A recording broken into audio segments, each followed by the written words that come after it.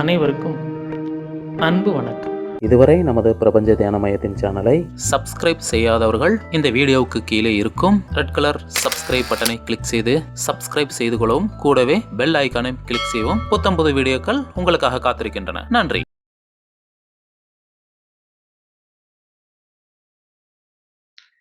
பாருங்க, நம்முடைய மூளையில பார்த்தீங்கன்னா நிறைய பேருக்கு பார்த்தீங்கன்னா கனவு வரும். நம்ம நல்லா தூங்கும்போது பார்த்தீங்கன்னா நிறைய பேருக்கு கனவு வரும். கனவுல பார்த்தீங்கன்னா விசித்திரமான உருவங்கள்லாம் வரும். அதாவது 3 கை இருக்கிறது, அப்புறம் ரெக்கை இருக்கிற மாதிரி, இந்த மாதிரி வித்தியாசமான டிஃப்ரெண்ட்டான கனவுகள்லாம் வரும். இந்த நியூரோ சயின்டிஸ்ட் என்ன சொல்கிறாங்க அப்படின்னா, தூக்கத்தில் கனவுல என்ன நடக்குது அப்படின்னு கேட்டிங்கன்னா, பகலில் இந்த மூளை இந்த 5 புலன்களால் வாங்கக்கூடிய இந்த டேட்டாவை எல்லாம் ஸ்டோர் பண்ணுது. நைட்டு உட்காந்து என்ன பண்ணும் அப்படின்னா பிரிக்கும்.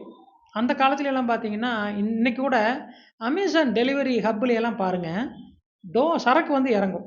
அவங்க என்ன பண்ணுவாங்கன்னா பிரிப்பாங்க, ஏரியா வாரியாக பிரிப்பாங்க. பிரித்தாதான் அவங்களுக்கு டெலிவரி பண்ணுறதுக்கு சௌகரியமாக இருக்கும். அந்த மாதிரி இந்த மூளை என்ன பண்ணுதுன்னா, விஞ்ஞானிகள் என்ன சொல்கிறாங்கன்னா, நாமெல்லாம் என்ன நினச்சிட்டு இருக்கோம்னா, பகலில் தான் மூளை நல்லா வேலை செய்யுது, இரவில் மூளை வந்து வேலை செய்யாமல் இருக்குன்னு நினைக்கிறோம்.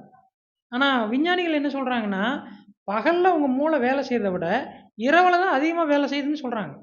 அப்போ இரவில் என்ன வேலை செய்யுது அப்படின்னு பார்த்தீங்கன்னா, பகலில் நீங்கள் கலெக்ட் பண்ண இந்த டேட்டாவை எல்லாம் பிரிக்குது. என்ன பிரிக்குது அப்படின்னு கேட்டிங்கன்னா, இது 2 வகையாக பிரிக்குது. என்ன அப்படின்னா, இது வந்து டெம்பரவரி மெமரி அப்புறம் பர்மனண்ட் மெமரின்னு 2 வகையாக பிரிக்குது. இந்த டெம்பரவரி மெமரி எல்லாம் என்ன பண்ணும் அப்படின்னு கேட்டிங்கன்னா, டிலேட்டில் போட்டுடும். இப்போ டிலேட்டில் போடும்போது அது என்ன பண்ணுன்னு கேட்டிங்கன்னா, அதை இப்போ நமக்கு தேவையில்லாத ஒரு பேப்பரோ ஏதோ ஒன்று இருக்குன்னா, அது என்ன பண்ணும்னா 4 5 கிழிச்சு தூக்கி போடுவோம். இப்போ பார்த்தீங்கன்னா, அந்த பேப்பருடைய ஷேப் வந்து மாறி இருக்கும். அது ஒரு ஒழுக்கமான ஷேப்பாக இருக்காது. அந்த மாதிரி இந்த பகலில் கலெக்ட் பண்ண இந்த டேட்டாவை மூளை என்ன பண்ணுதுன்னா, நைட்டு அதை வந்து கிழிச்சு போடுது.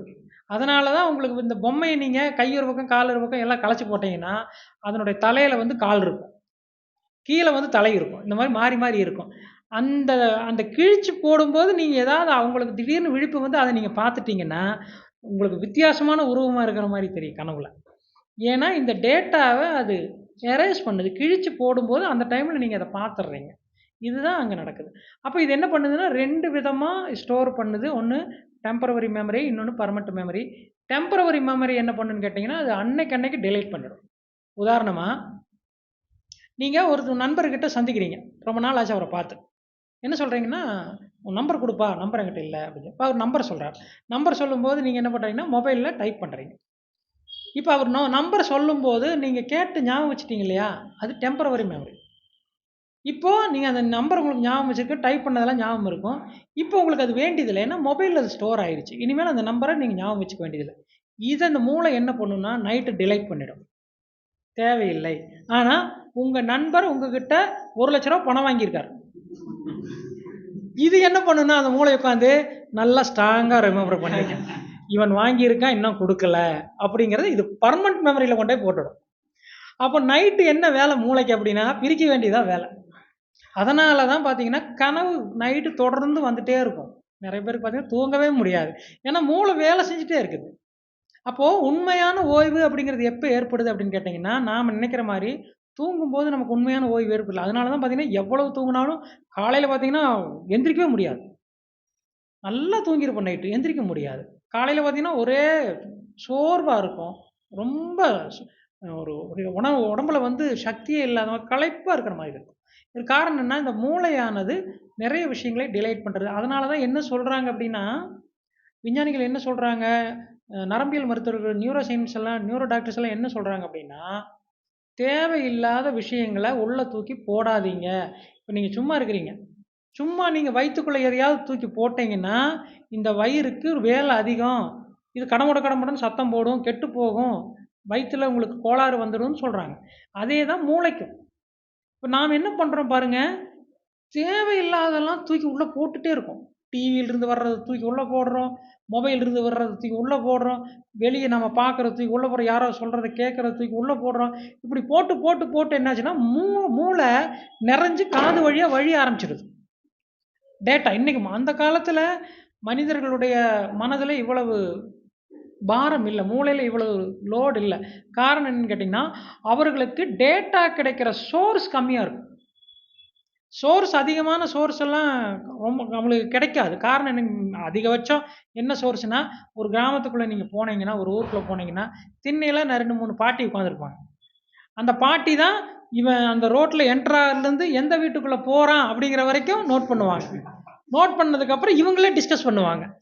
இவர் யார் இருக்கு, அவனோட பேரனாக இருப்பானோ, இல்லை அந்த தூரத்து சொந்தக்காரன், அந்த பொண்ணில் அந்த மாப்பிள்ளைக்கு சொந்தக்காரனாக இருப்பான். இவங்களே ஒரு டிஸ்கஸ் பண்ணி ஒரு முடிவுக்கு வந்துட்டு இருப்பாங்க. அதிகபட்ச டேட்டா அப்படிங்கிறது இவ்வளவு தான். யாரோ ஒருத்தர் உள்ளே வந்தார், கடைசியில் இவங்க எல்லாம் யோசனை பண்ணி முடியாமல் திரும்ப அவர் வரும்போது அவரை கூப்பிட்டே கேட்பாங்க, நீங்கள் யார் அப்படின்னு கேட்பாங்க. அவர் உள்ளே இருக்கிற வரைக்கும் இவங்களே டிஸ்கஸ் பண்ணிட்டு இருப்பாங்க. அவங்களால ஐடென்டிஃபை பண்ண முடியாது. எதுக்கு இவ்வளோ பிரச்சனை, அவரையே கூப்பிட்டு கேட்டுடுவோன்ட்டு அவர் திரும்ப வெளியே போகும்போது கூப்பிட்டு, நீங்கள் யாருங்க, உங்களை புதுசாக இருக்க சொந்தக்காரரா அப்படின்னு கேட்பாங்க. அப்புறம் அவர் இன்னார் அப்படின்னா இவங்க ஒருவேளை கரெக்டாக கெஸ் பண்ணியிருந்தாங்கன்னா சொல்லிடுவாங்க, கரெக்டாக சொன்னல அப்படின்னு. இல்லைன்னா புது ஆளுனா புது ஆளா அப்படிங்கிற மாதிரி தெரிஞ்சுப்பாங்க. அப்போது இந்த டேட்டாவை அன்னைக்கு நமக்கு ரொம்ப கம்மி. ஆனால் இன்னைக்கு பாருங்க, நமக்கு டேட்டா டன் கணக்கில் வரும். ஒவ்வொரு நாளைக்கும் டன் கணக்கில் நம்ம மூளையில் கொட்டப்படுது. இது கொட்டி கொட்டி என்னாதுன்னு கேட்டிங்கன்னா, இந்த மூளை சோர்ந்து போகுது, சுமக்க முடியாமல் சோர்ந்து போகுது. அப்புறம் நைட் உட்காந்து என்ன பண்ணுதுன்னா, பூராத்தையும் டெலீட் பண்ணுது. அதில் போக இன்றைக்கி மொபைலில் நாம் என்ன பார்க்குறோம்னா, ரீல்ஸ்னு ஒன்று பார்க்குறோம். அந்த மூளைக்கு, அதாவது நீங்கள் வாயில் சாப்பாடை போட்டு மென்று தின்னு ஜீரணம் ஆனதுக்கப்புறம் அடுத்தது போட்டிங்கன்னா பரவாயில்ல. இந்த சாப்பாடை போட்டு இந்த பக்கம் மென்னுட்டு இருக்கும்போதே நீங்கள் இன்னொன்று போட்டு இந்த பக்கம் மென்னுக்கிட்டு இருக்கிறது. இப்போ 2 பக்கம் 2 மின்னுட்டு இருந்து உள்ளே இறங்கும் போது இன்னொன்று தூக்கி உள்ளே போடுறேன், நடுவில் ஒன்று தூக்கி போடுறேன். இப்போ இது வாயும் குழம்பி வயிறும் குழம்பி. அப்போ இன்னைக்கு இந்த ரீல்ஸுங்கிறது பார்த்தீங்கன்னா, அதாவது இந்த ரீல்ஸை பார்க்கறதுல என்ன ஆபத்து அப்படின்னு கேட்டிங்கன்னா, உங்களுடைய ஃபோக்கஸிங் குறையும். என்கிட்டே நிறைய பேர் என்ன கேட்பாங்கன்னா, நீங்கள் ரொம்ப லென்த்தாக பேசுகிறீங்க, கொஞ்சம் ஷார்ட் பண்ணிக்கங்க அப்படிம்பாங்க. இல்லைன்னா இவ்வளோ பெரிய வீடியோ போட்டிங்கன்னா எங்களால் எப்படி பார்க்க முடியும்னு கேட்பாங்க. இது காரணம் என்னென்னா, அவர்களுக்கு ஃபோக்கஸிங் கம்மியாக இருக்குது. அவர்களால் ஃபோக்கஸ் பண்ண முடியல. அதிகபட்சம் உங்களுடைய நம்முடைய மூளையினுடைய ஃபோக்கஸிங் அளவு எந்த அளவுக்கு இருக்குது அப்படின்னு கேட்டிங்கன்னா, முன்னாடியெல்லாம் 45 நிமிடங்கள் ஒரு விஷயத்தை நம்மளால் ஃபோக்கஸ் பண்ண முடியும். அதனால தான் பார்த்தீங்கன்னா, ஸ்கூலில் ஒரு பீரியட் அப்படிங்கிறது 45 நிமிஷம். நீங்கள் மேத்ஸ் எடுத்தீங்கன்னா 45 நிமிஷம் தான் உங்களால் கவனிக்க முடியும். அதுக்கப்புறம் வேறு நீங்கள் சயின்ஸை கொண்டு வந்துடணும். அதுக்கப்புறம் பார்த்தீங்கன்னா திரும்ப நீங்கள் இங்கிலீஷ் கொண்டு வரணும், இல்லை ஹிஸ்ட்ரி கொண்டு வரணும். இப்படி 45 நிமிடங்களுக்கு ஒரு முறை உங்களுடைய மூளை அதனுடைய ஃபோக்கஸிங் நின்று போயிடும், முடிஞ்சு போயிடும். அவ்வளோதான் அதனுடைய ஃபியூல். இப்போது 4 நிமிஷம் கூட இல்லை, 1 நிமிஷம் ஆகிடுச்சு ஒரு ஃபோக்கஸ் அப்படிங்கிறது. ஒரு ரீல்ஸ் தான் உங்களால் பார்க்க முடியுது, அதுக்கப்புறம் அடுத்த ரீல்ஸுக்கு போயிடுறீங்க. இப்படி ஒரு நிமிடத்திற்குள் தான் நம்மளால் ஃபோக்கஸ் பண்ண முடியும் அப்படிங்கிற அந்த ஃபோக்கஸிங் டிஃபிஷியன்சிக்குள்ளே நம்ம போயிட்டோம். எப்படி வைட்டமின் டிஃபிஷியன்சியோ அதே மாதிரி இது ஃபோக்கஸிங் டிஃபிஷியன்சி. இந்த ஃபோக்கஸிங் டிஃபிஷியன்சி என்ன பண்ணும் அப்படின்னு கேட்டிங்கன்னா, உங்களை கொஞ்சம் கொஞ்சமாக உங்களுடைய மூளையினுடைய நியூரானுடைய செயல்பாட்டை கெடுக்கிறது. அப்போது நீங்கள் ஏதாவது ஒரு விஷயத்தை நீங்கள் ரெக்கவர் பண்ணி ஞாபகப்படுத்தி கொண்டு வர முயற்சி பண்ணும்போது வராது. ஏன்னா நீங்கள் அதிகமான லோடு உள்ளே கொடுத்ததுனால இது. அதாவது நீங்கள் ஒரு பொருளை வந்து அடுக்கி வைக்கிறீங்க, துணி அடுக்கி வைக்கிறீங்கன்னு வச்சுக்குவோம்.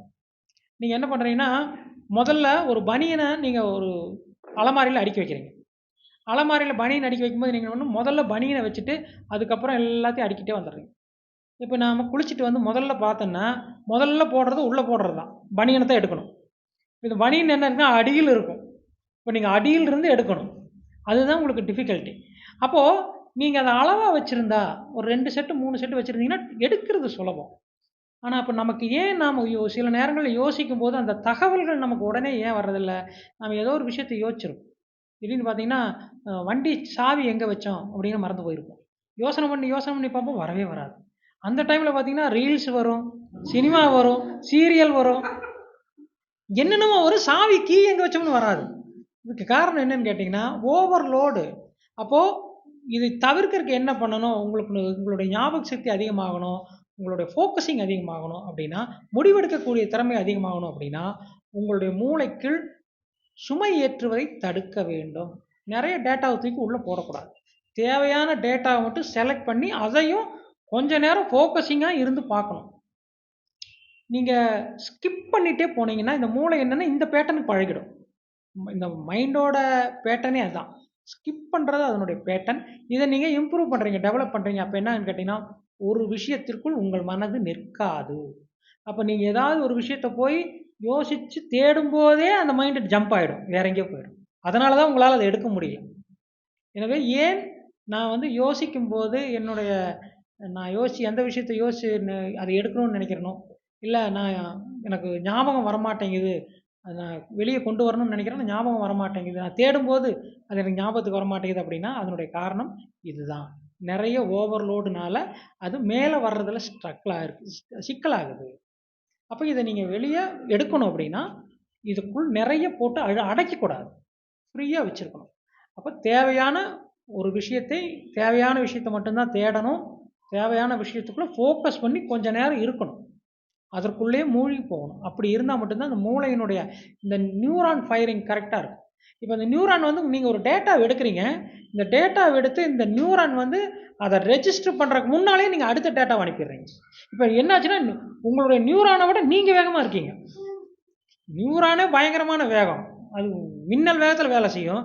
நம்ம அதை விட மின்னல் வேகத்தில் டேட்டாவை அனுப்பிட்டு இருக்கோம். அதனால் அது கன்ஃபியூஸ் ஆகிடுது. கன்ஃபியூஸ் ஆகி எது எங்கே வச்சோம்னு தெரியாதனால திடீர்னு நீங்கள் வந்து கேட்கும்போது அது தேடுது, இங்கே தான்ப்பா எங்கே வச்சேன், நீ கொடுத்த டேட்டா இங்கே தான் இருக்குது அப்படின்னு சொல்லி தேடிக்கிட்டு இருக்கு. இப்போ நீங்கள் அதுக்கிட்ட ஒரு பொருள் 2 பொருள் கொடுத்தீங்கன்னா அது கரெக்டாக கொண்டே வைக்கும், நீங்கள் கேட்கும்போது உடனே எடுத்துரும். எனவே இந்த தடுமாற்றத்திற்கு என்ன காரணம்? படித்தது ஞாபகம் வரல. நம்ம நிறைய பேருக்கு பார்த்தீங்கன்னா திடீர்னு ஃபோன் நம்பர் என்னன்னு கேட்டால் யோசனை பண்ணுவான், இருங்க நான் ஃபோன் பார்த்து சொல்கிறேன்ப்பா. அவங்கவுங்க ஃபோன் நம்பர் வர அந்த கொஞ்ச நாளைக்கு முன்னாடியெல்லாம் பார்த்தீங்கன்னா ஒருத்தர் 10 ஃபோன் நம்பர் ஞாபகம் வச்சுருப்பார். அம்மாவோடது, அப்பாவோடது, பையனோடது, பொண்ணோடது, மாப்பிள்ளையோடது 10 ஃபோன் நம்பர் சாதாரணமாக சொல்லுவார். இன்றைக்கி அவங்க ஃபோன் நம்பரை சொல்கிறக்கே மொபைலில் இருங்க பார்த்து சொல்கிறேன் அப்படிங்கிறாங்க. இது காரணம் என்ன?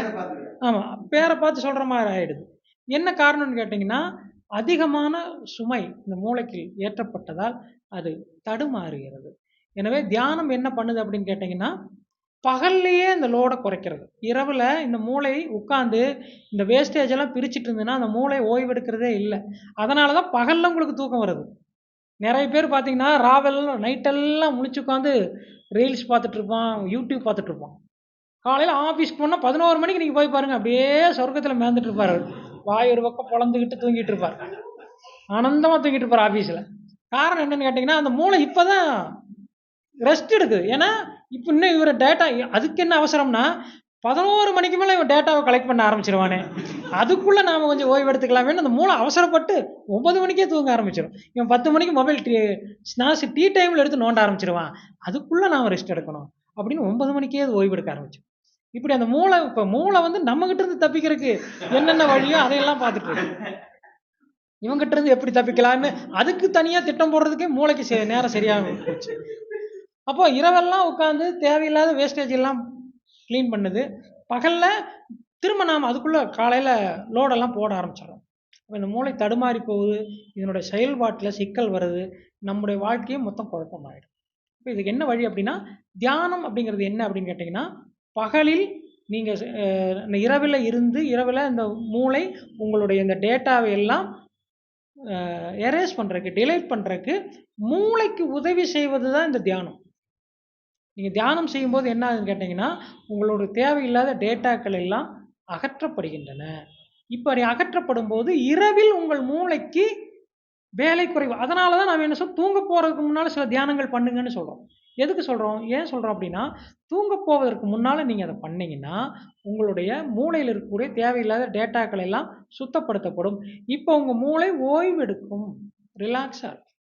எனவே நிறைய பேருக்கு கனவு வருது அப்படின்னா இவங்க எல்லாம் உடனே என்ன பண்ணுவாங்கன்னா அமானுஷ்யமாக அதுக்கு ஒரு அர்த்தம் கற்பிச்சுட்டு இருப்பாங்க. ஆனால் விஞ்ஞான ரீதியாக என்ன பொருள் அப்படின்னு கேட்டிங்கன்னா இந்த மூளை ஓய்வில்லாமல் வேலை செய்து கொண்டிருக்கிறது, தேவையில்லாத சுத்தம் செய்து கொண்டிருக்கிறது, இதை நினைவுகளை பிரித்து கொண்டிருக்கிறது, நிறைய வேலை செஞ்சுட்டு. எனவே இந்த மூளைக்கு ஓய்வு கொடுப்பதைத்தான் நாம் ஆழ்ந்த உறக்கம் என்கிறோம். கனவு இல்லாத உறக்கம், அதாவது ரெம்னு சொல்லுவாங்க. தூக்கத்திலே 2 வகையான தூக்கம் இருக்கிறது. ரெம்னு சொல்லக்கூடிய ரேபிட் ஐ மூமெண்ட் அப்படின்னு சொல்லப்படக்கூடிய தூக்கம் ஒன்று.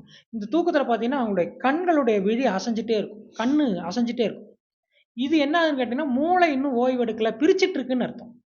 இந்த டேட்டாவை தள்ளிக்கிட்டு இருக்கு, வேஸ்டேஜ் எல்லாம் க்ளீன் பண்ணிக்கிட்டு இருக்கு, பிரித்து கொண்டு வேலை செய்து கொண்டு இருக்கிறது. இப்போ இந்த அந்த கண்களில் அசைவில்லாத போது தான் அவருடைய மூளை ஆழ்ந்த ஓய்வெடுக்கிறது.